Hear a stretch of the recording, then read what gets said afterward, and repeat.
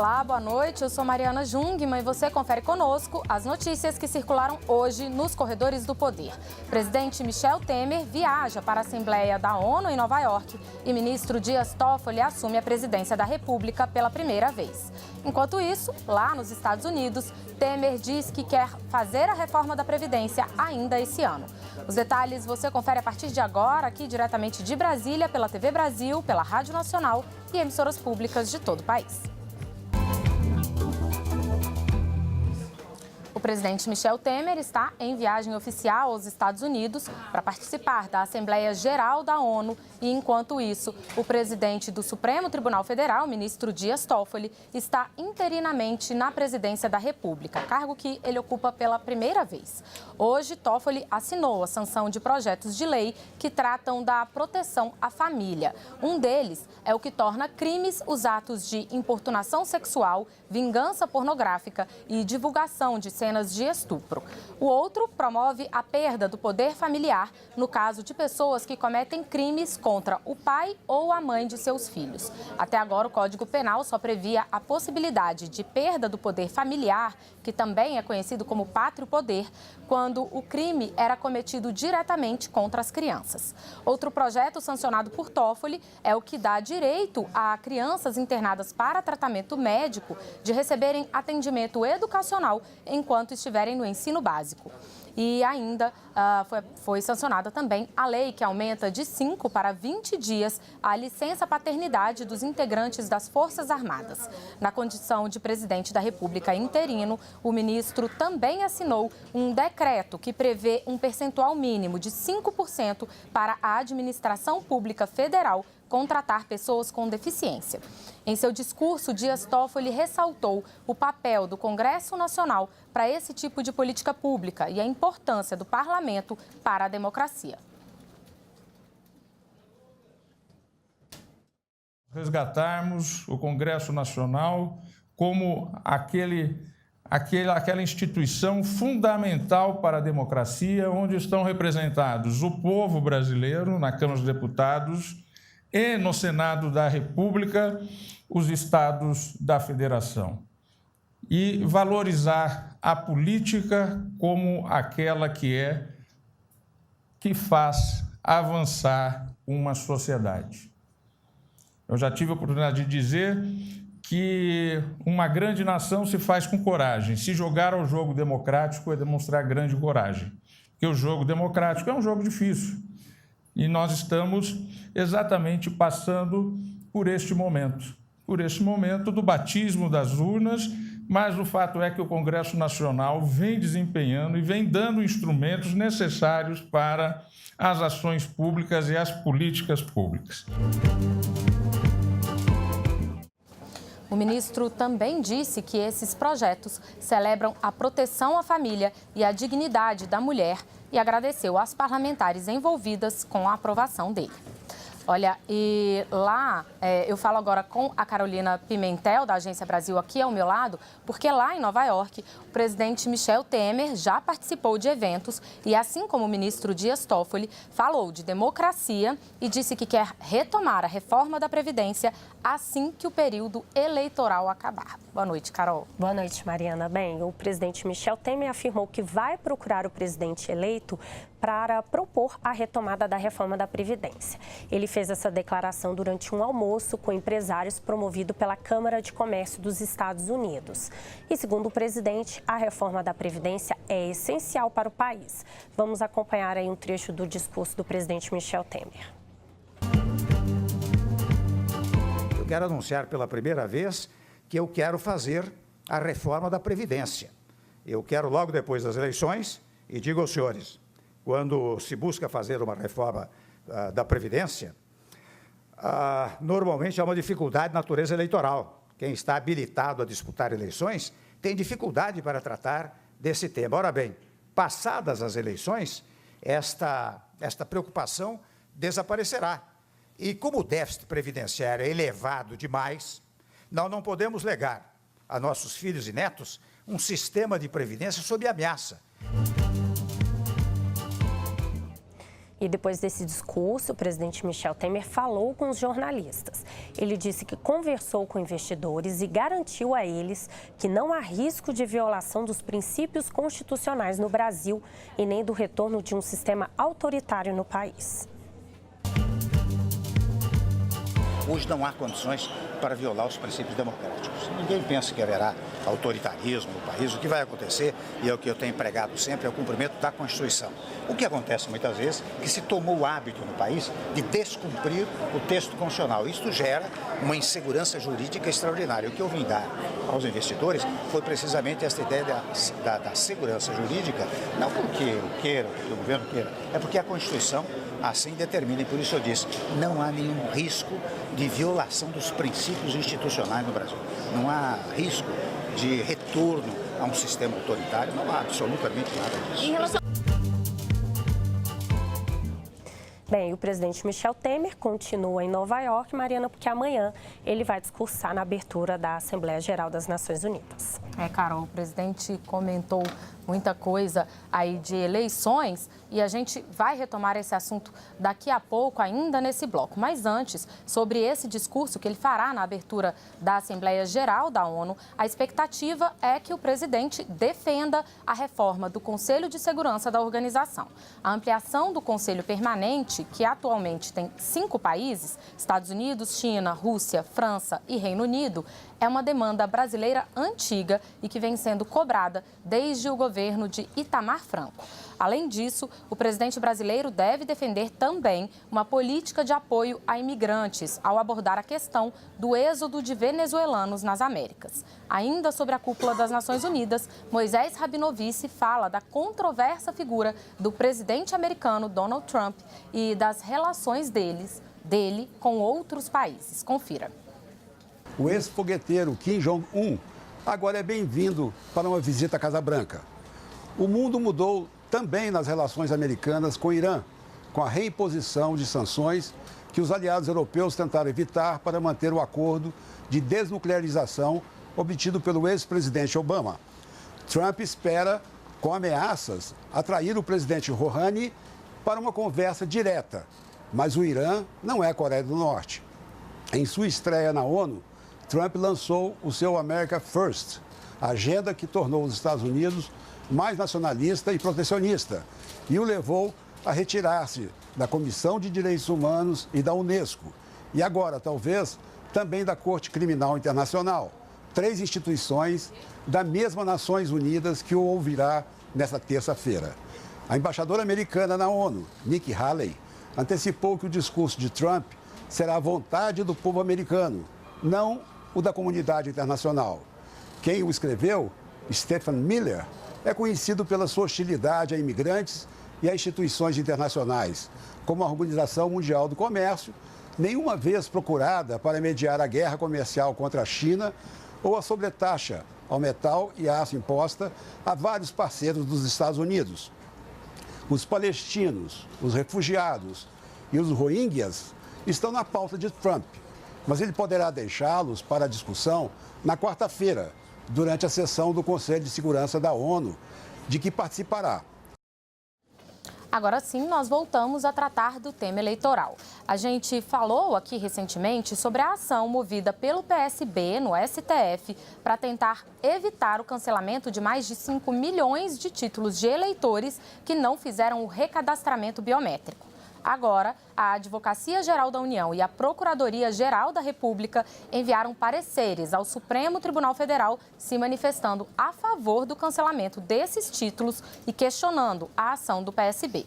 A Justiça Eleitoral encerrou o prazo para o cadastro biométrico no dia 9 de maio. Quem não atualizou o título, registrando a impressão digital, teve o documento cancelado. No parecer, a AGU sustenta que a revisão biométrica dá maior segurança à identificação do eleitor, cancelando títulos de pessoas já falecidas, emitidos em duplicidade ou de pessoas que não mais residem no domicílio eleitoral registrado. A ministra da AGU, Grace Mendonça, alertou ainda para o risco de fraude, caso se permita o voto de eleitores que tiveram o título cancelado. A Procuradoria-Geral da República também se manifestou pela manutenção do cancelamento dos títulos. Segundo o parecer da PGR, a pretexto de evitar supostas restrições abusivas ao direito ao voto, a ação colocaria em risco a lisura do pleito, permitindo o comparecimento de eleitores não alistados. Na ação proposta no STF, o PSB argumenta que as normas restringem os direitos políticos de um número alto de pessoas, afetando os mais pobres, porque são os que têm menos acesso à informação e mais dificuldade em atender às demandas burocráticas. O PSB ainda afirma que parte dos eleitores não tem sequer conhecimento de que não poderá votar, até porque não foram pessoalmente notificados. A ação está sob a relatoria do ministro do Supremo, Luiz Roberto Barroso. Bom, e por falar em título de eleitor, Jéssica Gonçalves, nos estúdios da Rádio Nacional, tem informações para a gente sobre o prazo para quem precisa tirar a segunda via dele. Jéssica, o prazo acaba essa semana, mas mesmo quem não conseguir pedir a segunda via vai poder votar com outros documentos, né? Boa noite. Oi, Mariana, boa noite. É isso mesmo. Para quem está com as suas obrigações eleitorais em dia, o título de eleitor não é o único documento aceito no pleito de outubro e o cidadão pode apresentar outros, como carteira de identidade, de trabalho, de motorista ou passaporte. Basta ser um documento oficial com foto. E se ainda assim o eleitor quiser pedir a segunda via do título, é preciso estar em dia com a Justiça Eleitoral. Como nós falamos na sexta-feira, quem estiver com a situação regular pode também optar pela versão digital. Basta baixar o aplicativo e-Título, disponível gratuitamente nas lojas virtuais Apple Store e Google Play. Mariana. Obrigada, Jéssica. Olha, e o assunto ainda é eleições. O Tribunal Superior Eleitoral permitiu que o deputado Celso Jacob, do MDB do Rio de Janeiro, retome a campanha à reeleição. Ele cumpre prisão domiciliar desde junho deste ano. A Carolina Pimentel aqui tem as informações, né, Carol? Bem, Mariana, ele, depois de ter o registro de candidatura negado pelo Tribunal Regional Eleitoral do Rio de Janeiro, na última quarta-feira, Celso Jacob já voltou a fazer campanha. A autorização em caráter liminar foi dada nesse domingo pelo ministro do TSE, Og Fernandes. Jacob foi condenado pela primeira turma do Supremo a 7 anos e 2 meses de prisão em regime semiaberto por falsificação de documento público e dispensa de licitação, crimes cometidos na época em que ele era prefeito de Três Rios, no Rio de Janeiro. Celso Jacob ficou conhecido nos noticiários depois que passou a trabalhar como deputado durante o dia na Câmara e à noite dormir no presídio da Papuda, aqui em Brasília. Mariana. Obrigada, Carolina Pimentel. No próximo bloco, a gente traz mais notícias dos corredores do poder para você. Daqui a pouquinho a gente já volta. Olá, eu sou Mariana Jungmann e você confere conosco as notícias que circularam hoje nos corredores do poder. E a gente vai direto para a nossa redação em São Paulo, porque o Ministério Público do Estado abriu um inquérito para investigar o ex-governador e atual candidato à presidência, Geraldo Alckmin. Vanessa Casalino é quem tem os detalhes. Boa noite, Vanessa. Oi, Mari, boa noite para você, boa noite a todos. O Ministério Público aqui de São Paulo quer saber se há irregularidades em 2 decretos do ex-governador assinados em 2013 e 2014 que teriam beneficiado familiares dele. Os decretos determinaram desapropriações que atingiram propriedades do sobrinho de Geraldo Alckmin, Otton César Ribeiro, e da então esposa dele, Juliana Ribeiro. Com isso, o casal teria recebido pelo menos R$3.800.000. Os decretos de Alckmin tinham por objetivo prolongar o contorno viário do município de São Roque, no quilômetro 58 da rodovia Raposo Tavares, administrada pela concessionária CCR. O custo declarado da obra, de acordo com o Ministério Público, teria sido de quase R$85 milhões. Ainda segundo o MP, há indícios de que só parte das terras desapropriadas coincidiram de fato com a via construída e que a obra não teria melhorado o tráfego no local. O Ministério Público entende que os decretos podem ter tido a finalidade exclusiva de favorecer indevidamente os familiares de Alckmin. Alckmin. O Ministério Público esclarece que a conduta do ex-governador pode configurar enriquecimento ilícito, prejuízo ao erário e ato de improbidade administrativa e deu prazo de 20 dias para que Geraldo Alckmin, o sobrinho dele, a esposa e a concessionária se manifestem sobre os fatos. Em nota, a executiva nacional do PSDB afirma que a Corregedoria do Ministério Público deveria apurar a motivação para o inquérito, que, segundo o partido, pode ter sido política ou eleitoral. Nós tentamos contato com os familiares de Alckmin e com a concessionária CCR, mas não tivemos resposta. Mariana. Obrigada, Vanessa Casalino. Olha aí, o ex-governador do Distrito Federal, José Roberto Arruda, foi condenado a 7 anos e meio de prisão em regime inicial fechado e pagamento de multa por decisão da 7ª Vara Criminal de Brasília. Arruda foi condenado pelos crimes de falsidade ideológica e corrupção de testemunha pelo Grupo de Atuação Especial de Combate ao Crime Organizado, GAECO, do Ministério Público do Distrito Federal e Territórios. Outras 3 pessoas foram condenadas no mesmo processo por ajudar na corrupção de testemunha ou na falsidade ideológica. Essa é a 2ª condenação de Arruda em ações criminais decorrentes da Operação Caixa de Pandora. Ele e os outros condenados ofereceram dinheiro para que uma testemunha mentisse em depoimento à Polícia Federal durante o inquérito referente a essa operação. Com relação ao crime de falsidade ideológica, o grupo foi condenado por inserir declarações falsas em uma carta que seria assinada por essa mesma testemunha e entregue à polícia. A defesa do ex-governador disse que vai recorrer da sentença, uma vez que já foi provada a inexistência do crime e a ausência de qualquer participação de Arruda nos fatos apurados. Olha, e o ex-ministro Gedel Vieira Lima foi escoltado hoje da penitenciária da Papuda, aqui em Brasília, até o Supremo Tribunal Federal para acompanhar depoimentos de testemunhas no processo em que ele e o irmão, o deputado Lúcio Vieira Lima, são acusados de lavagem de dinheiro. A Jéssica Gonçalves nos conta os detalhes. Jéssica. Bem, Mariana, além de Gedel e do irmão dele, também são réus no mesmo caso a mãe deles, Marluce Vieira Lima, o ex-assessor Jó Ribeiro Brandão e o empresário Luiz Fernando Machado.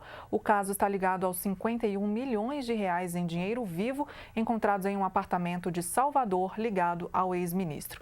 De acordo com delação premiada de Cláudio Melo Filho, ex-executivo da empresa Odebrecht, Lúcio Vieira Lima teria pedido e recebido vantagens financeiras em troca da aprovação da medida provisória 613, que beneficiava a Odebrecht por meio de desonerações fiscais. Por isso, hoje foram ouvidos 2 técnicos do Senado sobre o assunto. Eles disseram que a tramitação da MP foi completamente normal, como qualquer outra. O relator do caso, o ministro Edson Fachin, autorizou o Gedel a acompanhar todos os depoimentos do processo. O próximo a depor deve ser o próprio Gedel no dia 9 de outubro. Mari. Obrigada, Jéssica Gonçalves. Bom, e a gente muda de assunto mais uma vez e fala agora de segurança e da investigação do caso Marielle.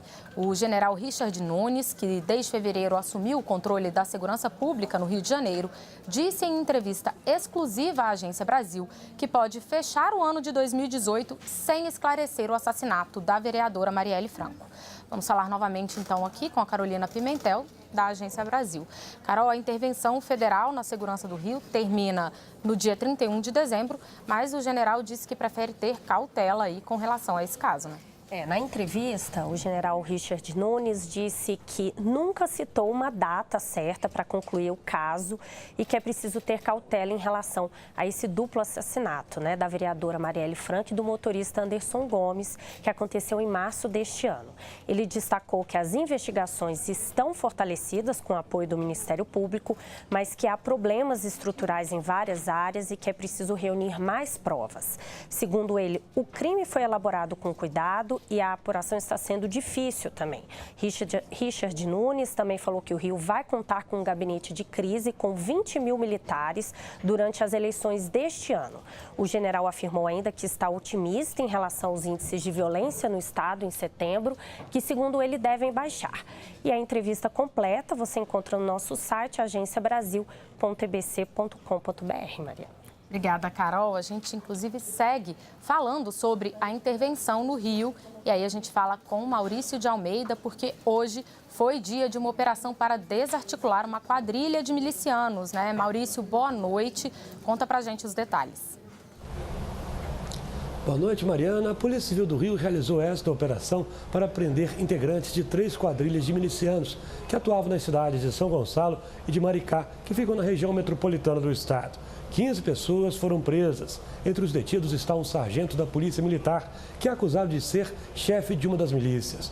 Outro integrante do grupo é João Paulo Firmino, apontado como suspeito de assassinar 5 jovens no condomínio do programa Minha Casa Minha Visa, em março desse ano. Os milicianos cobravam a chamada taxa de segurança de comerciantes e de moradores de diversos bairros. Eles também controlavam a venda de botijões de gás, de cestas básicas, de cigarros contrabandeados e exploravam o serviço clandestino de internet e de TV a cabo. A arrecadação da organização criminosa ultrapassava R$1 milhão por ano. Algumas ordens partiam de dentro da cadeia. Segundo a polícia, os criminosos agiam com violência, cometendo inclusive assassinatos para exercer domínio sobre a população. Durante a operação, também foram cumpridos 52 mandados de busca e apreensão. Mariana. Obrigada, Maurício de Almeida. Olha, e a gente lembra que hoje é dia da faixa especial Segunda Opinião aqui na TV Brasil.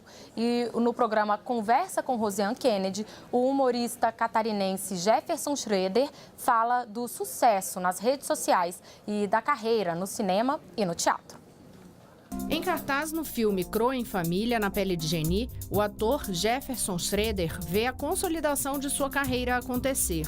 O catarinense de 31 anos cria personagens com vozes curiosas. Uma recente parceria com Fábio Porchat, no Porta dos Fundos, disparou sua influência nas redes sociais. Jefferson tem cerca de 400 mil seguidores no Instagram. No cinema, já atuou também nos filmes Minha Mãe é uma Peça e Vestido para Casar. Neste ano, o artista levou aos palcos a peça A Produtora e a Gaivota. Nesta conversa, ele fala de novos projetos e conta como lida com a fama. Para mim é muito difícil lidar com essas coisas porque eu me sinto invadido, assim, e eu sou muito reservado. E a fama, essa imagem, faz de você um produto. E a minha ideia é não separar os seguidores, nem a pessoa, nem chamo de fã. Porque assim, todo mundo é igual, estamos juntos, entendeu? Assim, mas para as pessoas é muito difícil. A entrevista vai ao ar hoje, às 9h15 da noite, aqui na TV Brasil. Em seguida, às 9h45, Moisés Rabinovici apresenta o programa Um Olhar sobre o Mundo, que tem como tema o incêndio no Museu Nacional do Rio de Janeiro. Logo depois, às 10h15 da noite, é a vez do programa Diálogo Brasil, que hoje fala sobre o desemprego e as perspectivas para quase 13 milhões de pessoas que procuram um trabalho no país. Tudo isso na Segunda Opinião, aqui da TV Brasil. Bem, vamos a uma última notícia com a Jéssica Gonçalves, da Rádio Nacional. Jéssica. Mariana, termina na próxima sexta-feira o prazo para que todos os cotistas do fundo PIS/PASEP saquem o benefício fora dos critérios previstos em lei. A partir de sábado, os saques serão liberados apenas para pessoas com 60 anos ou mais, aposentados, herdeiros de cotistas, pessoas em situação de invalidez ou acometidos por doenças específicas. Tem direito ao saque servidores públicos e pessoas que trabalharam com carteira assinada de 1971, quando o PIS/PASEP foi criado, a 1988. Desde o início do processo de flexibilização dos saques das cotas do benefício, em outubro do ano passado, pelo menos 17 bilhões de reais já foram pagos aos trabalhadores. Eu volto com você, Mariana. Obrigada, Jéssica. Então, a gente sempre lembra, né, que é importante ficar atento aí às datas para o saque do PIS. Bom, vamos para, então, algumas manchetes da Agência Brasil de hoje. Juiz anula decisão sobre patente de remédio para hepatite C. INCA suspende cirurgias após suspeita de contaminação da água. Procuradoria cobra informações de Rondônia sobre a repatriação de venezuelanos. E medida provisória transfere 3.800 imóveis do INSS para a União. A gente te lembra que tudo isso você confere em agenciabrasil.abc.com.br e também nos nossos noticiários aqui na TV Brasil e na Rádio Nacional. Com isso, a gente encerra o nosso noticiário de hoje. Para você, uma ótima noite, uma ótima semana. A gente te espera aqui amanhã. Até lá!